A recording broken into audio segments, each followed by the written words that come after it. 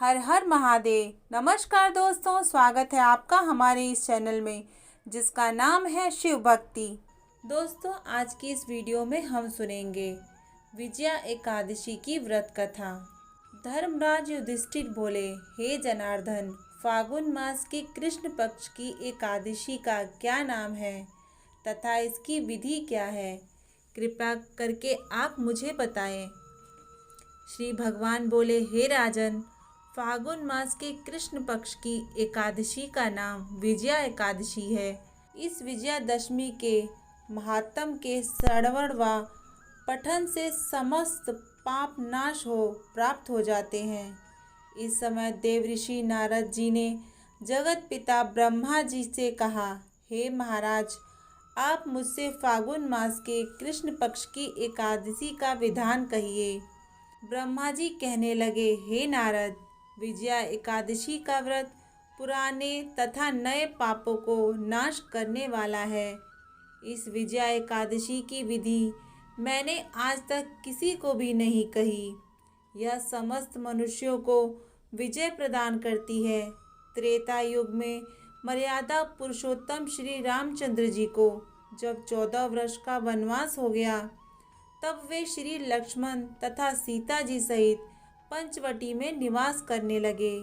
वहां पर दुष्ट रावण ने जब सीता जी का हरण किया, तब इस समाचार से श्री रामचंद्र जी तथा लक्ष्मण अत्यंत व्याकुल हुए और सीता जी के खोज में चले गए।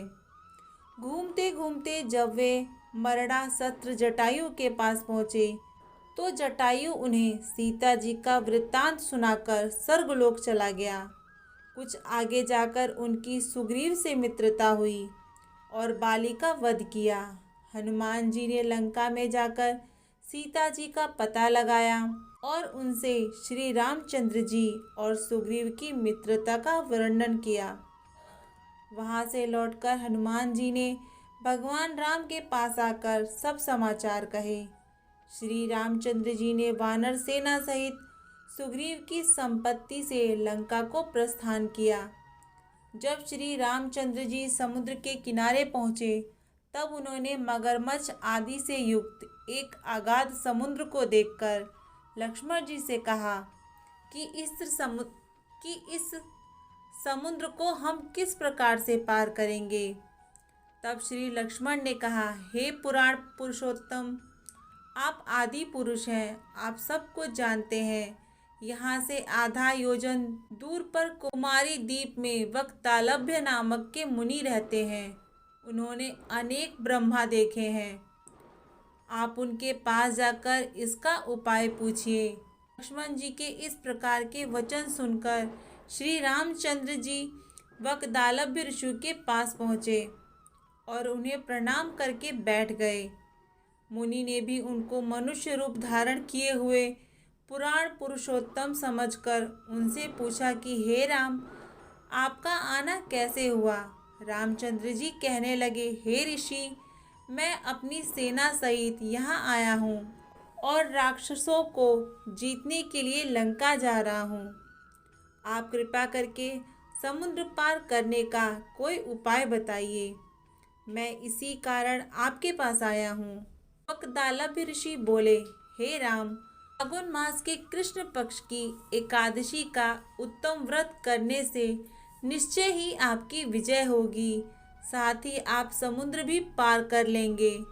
इस व्रत की विधि यह भी है कि दशमी के दिन स्वर्ण, चांदी, तांबा या मिट्टी का एक घड़ा बनाएं।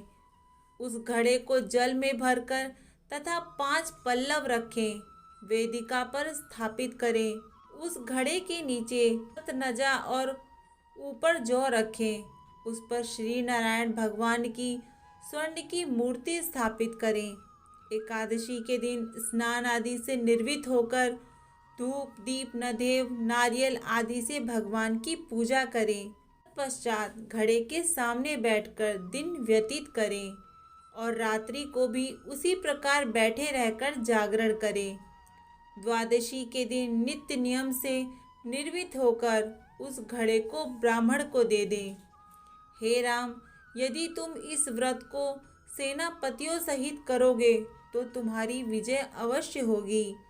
श्री रामचंद्र जी ने ऋषि के कथा अनुसार इस व्रत को किया और इसके प्रभाव से दैत्यों पर विजय पाई।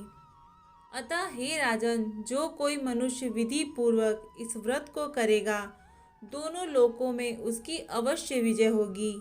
श्री ब्रह्मा जी ने नारद जी से कहा था कि हे पुत्र, जो कोई इस व्रत के महत्व को पढ़ता या सुनता है, उसको वाजपेयी यज्ञ का फल प्राप्त होता है।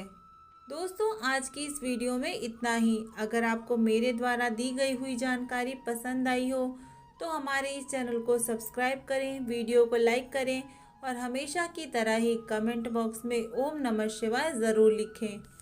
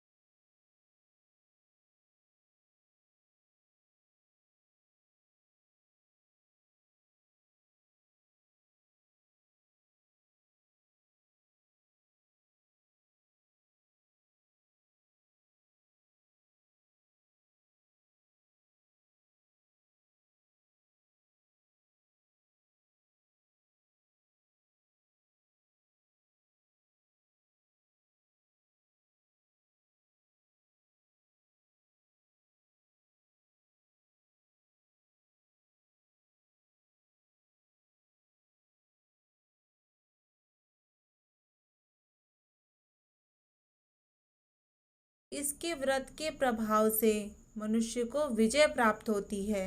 यह सब व्रतों में उत्तम है।